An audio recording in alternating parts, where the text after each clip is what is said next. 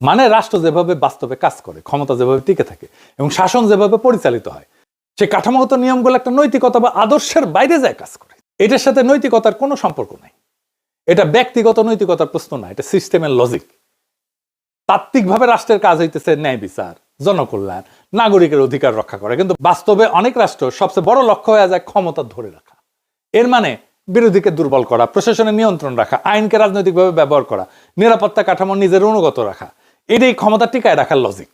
আপনি যদি পুরাপুরি নৈতিক অবস্থানে থেকে বলেন সব দুর্নীতিকে আমি শূন্য করে দেবো, সব দুর্নীতিবাজকে শাস্তি দেবো, দলীয়করণ বন্ধ করব, রাষ্ট্রযন্ত্র নিরপেক্ষ করব, তাহলে কি সমস্যা হয়?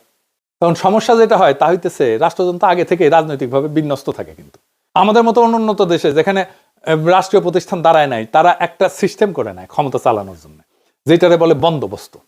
ওই বন্দোবস্তের সাথে আপনি কিভাবে ডিল করবেন, আপনি কতটুকু ভাঙবেন? ভাঙলেই বন্দোবস্তের বেনিফিশিয়ারিরা কি ছিটকে পড়বে?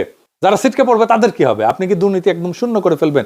সরকারি কর্মচারীদের সংসার চলবে? তাহলে এটা তো ভয় পেয়ে যাবে, ভয় পেয়ে উল্টাপাল্টা বকা শুরু করবে, নারীদের বন্দি করবে, আফগানিস্তান বানায় ফেলবে, আমেরিকা স্যাংশন দেবে। হালা কয় না যে আমার তো ঘুষ খাওয়া বন্ধ হয়ে যাবে। তো তাই আপনি একদম যদি আদর্শবাদী হন, রাষ্ট্রযন্ত্র আপনার বিরুদ্ধে কাজ করা শুরু করবে। তাই করে। এইটাই সায়েন্স, এটাই কনফ্লিক্ট, এটাই সংঘাত। এইটারে আপনাকে ডিল করতে হবে। এটাকে ভাঙতে হলে নৈতিকতা এবং দক্ষতার সম্পর্ক নতুনভাবে নির্মাণ করতে হবে। 1 নাম্বার, আপনার মরাল ইন্টেন্ট বা মরাল লক্ষ্য, মরাল ইচ্ছা, নৈতিক ইচ্ছাটা ইনস্টিটিউশনাল কমিটমেন্ট দেখাইতে হবে।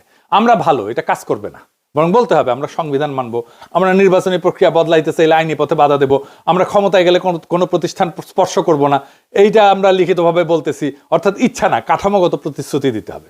আমরা মরাল পুলিশিং করব না, আমরা জাতির সমৃদ্ধি বাড়াবো এমনভাবে যেন কাউকে হারাম উপার্জনের খাবার সন্তানের মুখে তুলে দিতে না হয়। আমরা ক্ষমতায় এসে কারো পেটে লাথি মারবো না, নিজের সম্পদের জন্য যেন নিজের গ্লানি সইতে না হয় এই ব্যবস্থা আমরা করব। আমরা ধরবো শীর্ষ দুর্নীতিবাজদেরকে, এক্সাম্পল তৈরি করবে এমন ইস্যুগুলাই ধরবো। আমরা এস আলমরে ধরবো, আমরা আদানিরে ধরবো, আমরা সালমান এফ রহমানরে ধরবো।